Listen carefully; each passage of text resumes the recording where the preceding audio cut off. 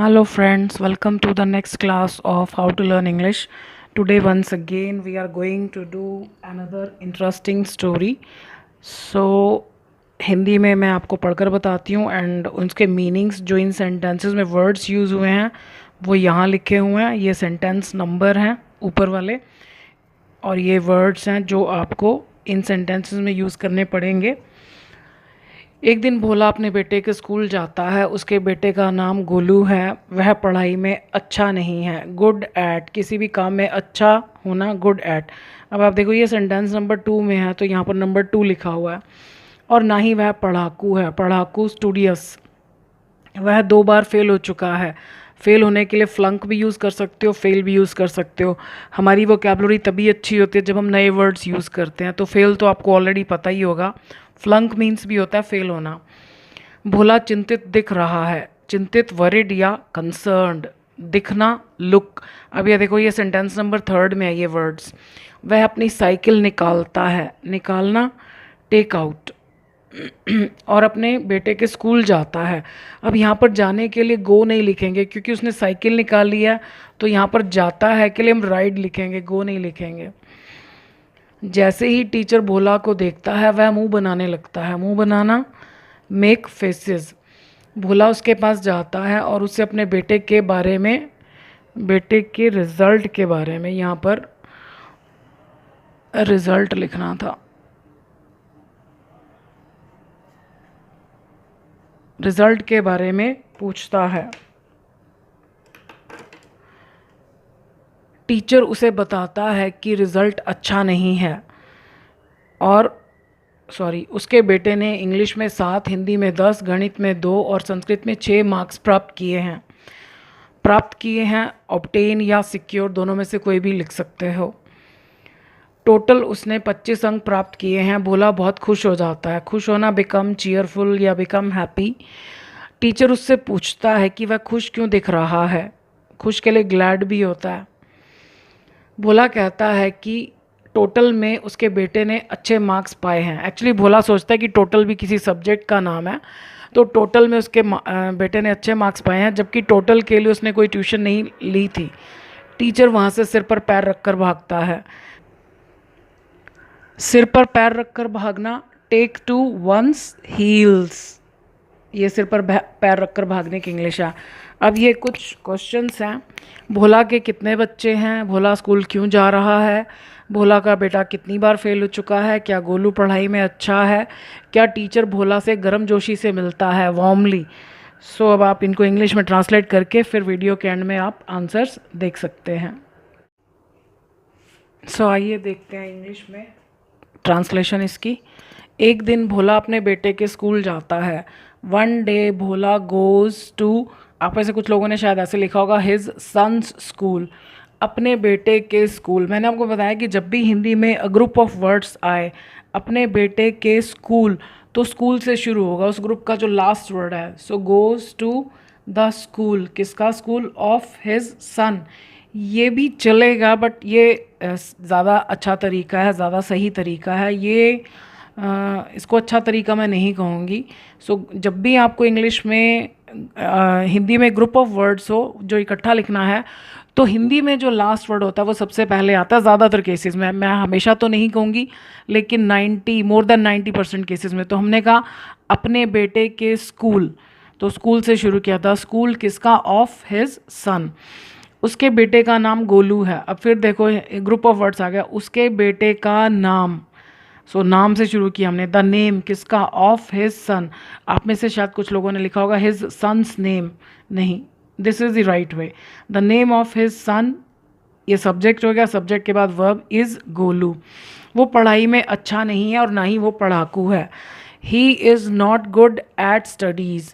Good in नहीं होता, good at होता है हमेशा। ही is not good at studies, और ना ही, जो और ना ही होता है वो हमेशा क्वेश्चन की फॉर्म में होता है, और ना ही वो पढ़ाकू है।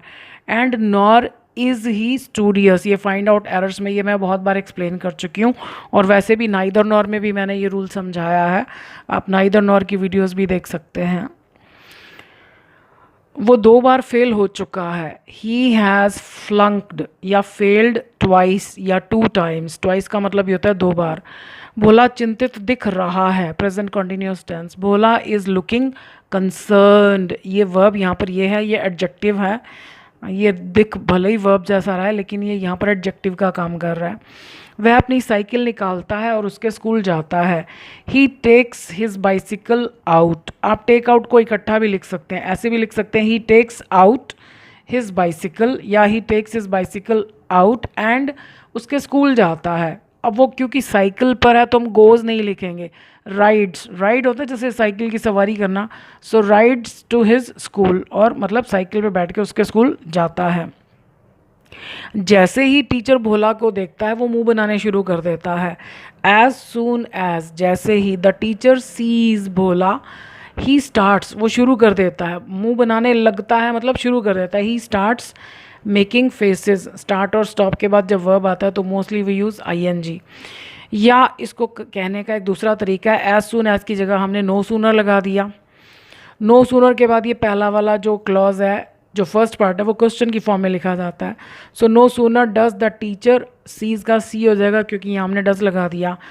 So no sooner does the teacher see Bhola. अब इसमें तो हमने कॉमा लगाया था लेकिन इसमें दैन आएगा बीच में, दैन ही, सेकंड वाला वैसे ही लिखा जाएगा। ही स्टार्ट्स मेकिंग फेसेस, दोनों का मीनिंग सेम ही है। भोला उसके पास जाता है और अपने बेटे के रिजल्ट के बारे में पूछता है। So Bhola goes to him, यहाँ पर नियर हिम नहीं आएगा। जब भी हम डायरेक्शन बताते हैं कि कौन किस डायरेक्शन में जाता है तो टू आता है। नियर का मतलब है कि वो टीचर के बिल्कुल फिजिकली मतलब नज़दीक जाकर खड़ा हो जाता है, जबकि हम ये नहीं कहना चाहते। हम कहना चाहते हैं कि वो उस डायरेक्शन में जाता है कि जहाँ टीचर है। So Bhola goes to him and asks, ये सिंपल प्रेजेंट टेंस है, and asks him about the result, अपने बेटे का, फिर वही हिज सन्स रिजल्ट नहीं, the result of his son. Teacher उसे बताता है कि रिजल्ट अच्छा नहीं है। The teacher tells him that the result is not good.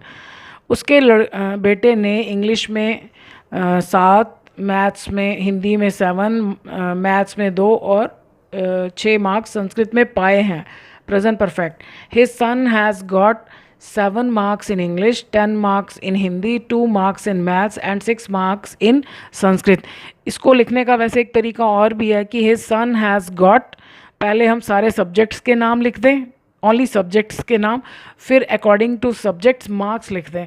जैसे his son has got in English, Hindi, maths and Sanskrit 7, 10, 2, 6 marks, और लास्ट में हम लिख दें रिस्पेक्टिवली। जैसे हिंदी में कहते हैं, हिंदी में हम कहते हैं ना क्रमशः। क्रमशः का मतलब होता है कि पहले वाले वर्ड का रिलेशन पहली वाली फिगर से है, दूसरे वाले का दूसरी फिगर से है। तो हम ऐसे भी लिख सकते हैं कि his son has got in English, Hindi, maths and Sanskrit 7, 10, 2 and 6 marks respectively. ये आप ऐसे भी लिख सकते हो। भोला खुश हो जाता है। भोला बिकम्स वेरी हैप्पी। टीचर उससे पूछता है कि वो खुश क्यों दिख रहा है। द टीचर आस्क्स हिम, क्या का जवाब कभी भी क्वेश्चन की फॉर्म में नहीं होता, तो आपने लिखा होगा the teacher asks him why he is looking cheerful, या why he is looking glad, why he is looking happy. अब ये मैंने ऑन द अर्थ क्या लिखा है बीच में, वैसे तो ऑन द अर्थ का मतलब होता है धरती पर, ज़मीन पर, लेकिन ये वाई के बाद, व्हेन के बाद ये ऑन द अर्थ जब लिखा जाता है तब इसका कोई मतलब नहीं है, ये सिर्फ हैरानगी शो करता है। जैसे बोलचाल में हम ऐसे, टीचर ने बोला होगा, टीचर उससे पूछते हैं कि वो खुश क्यों दिख रहा है, यानी मतलब जब उसके लड़के के इतने ख़राब नंबर हैं फिर भी वो खुश दिख रहा है, तो वो खुश क्यों दिख रहा है, मतलब टीचर थोड़ा हैरानगी से पूछता है। तो ऑन द अर्थ हैरानगी को शो करता है। मीनिंग इसका यहाँ पर हिंदी में कुछ भी नहीं है, आप लिखना चाहो तो लिख सकते हो, नहीं लिखोगे तो भी ठीक है, आप ऐसे भी लिख सकते हो why he is looking cheerful. Bhola कहता है कि उसके बेटे ने टोटल में अच्छे मार्क्स पाए हैं। वो सोचता है कि टोटल किसी सब्जेक्ट का नाम है। सो भोला सेज या रिवील्स, रिवील मतलब प्रकट करता है इस बात को, मतलब वो टीचर पूछता है कि वो खुश क्यों दिख रहा है, तो भोला रिवील्स या Bhola says that his son has got good marks in total, जबकि उसने किसी मतलब इसके लिए टोटल के लिए कोई ट्यूशन नहीं रखी थी। Whereas he had not taken, अब ये पेपर हो गए, ये पास्ट की बात हो गई पुरानी कि उसने कोई ट्यूशन नहीं ली थी. So he had not taken any tuition class for total, यानी टोटल के लिए उसने कोई ट्यूशन नहीं ली थी. The teacher takes to his heels, अब मैंने जहाँ वर्ड मीनिंग लिखे वहाँ लिखा टेक टू वंस हील्स. जो वंस होता है ना वो according to subject his, my, your, our इनमें चेंज हो जाता है. तो टीचर के लिए हमने हिज लिखा. टीचर के बारे में जब जनरल बात हो रही है तो हम मैस्कुलिन जेंडर यूज़ करते हैं, ही यूज़ करते हैं. The teacher takes to his heels.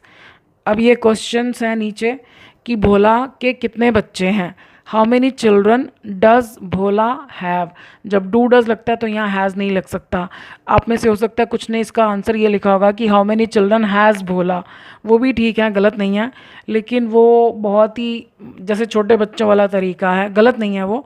This is better कि डज भोला हैव. हमने अपने पास से डज लगाया और डज के लगते ही ये हैव हो जाएगा, लेकिन जब आंसर आएगा तो ये फिर वापस हैज़ हो जाएगा. Bhola has only one child. Bhola school क्यों जा रहा है. So why is Bhola going to school. Why के बाद भी जो सेंटेंस है अगर आप क्वेश्चन पूछ रहे हैं तो ये क्वेश्चन की फॉर्म में होना चाहिए. सो वाई इज़ भोला, अगर हमने ये लिखा है why Bhola is going to school तो वो गलत है. Why is Bhola going to school. He is going, अब मैंने नाम नहीं लिखा, उसकी जगह मैंने प्रोनाउन यूज़ करा, सर्वनाम. बार बार नाम लिखने की ज़रूरत नहीं होती. He is going to school. Sorry, वो स्कूल जा रहा है. किस लिए, कोई भी काम हम कर रहे हैं किस लिए, तो उसका जवाब होता है infinitive, to plus first form. To know, अपने बेटे का रिजल्ट. अब ये देखो फिर ग्रुप ऑफ वर्ड्स आ गया. अपने बेटे का रिजल्ट, तो हिंदी में सबसे एंड में क्या रहा, रिजल्ट. द रिजल्ट किसका, ऑफ हिज सन. भोला का बेटा कितनी बार फेल हो चुका है. हाउ मेनी टाइम्स, उसके बाद हमने क्वेश्चन बना दिया क्योंकि सब्जेक्ट कौन है, भोला का बेटा. How many times has Bhola's son flunked. He has flunked twice. He has failed twice. Twice means दो बार. क्या गोलू पढ़ाई में अच्छा है. अब कुछ स्टूडेंट्स को यहाँ समझ में नहीं आता, वो डूडस लगा देते हैं. Does Golu good at studies. इसका सबसे अच्छा तरीका है कि पहले आप सिंपल सेंटेंस बनाओ कि गोलू पढ़ाई में अच्छा है, तो हम कहेंगे गोलू इज़ गुड. तो हमें पता चल गया कि इसमें क्वेश्चन में इज़ आना चाहिए, डू डज का कोई काम नहीं. So is Golu good at studies. No, he is not good at studies. क्या टीचर भोला से गर्मजोशी से मिलता है. Does the teacher meet, meet के बाद विद नहीं आएगा. Does the teacher meet Bhola warmly. No, the teacher does not meet him warmly. He meets him very coldly. ठंडेपन से मिलता है. आप लिखना चाहो लिख सकते हो, नहीं तो आप खाली इतना ही लिख सकते हो, no the teacher does not meet him warmly. I hope story को एंजॉय किया होगा और कुछ नया सीखा होगा. सो अभी के लिए इतना ही. Thank you for watching this video.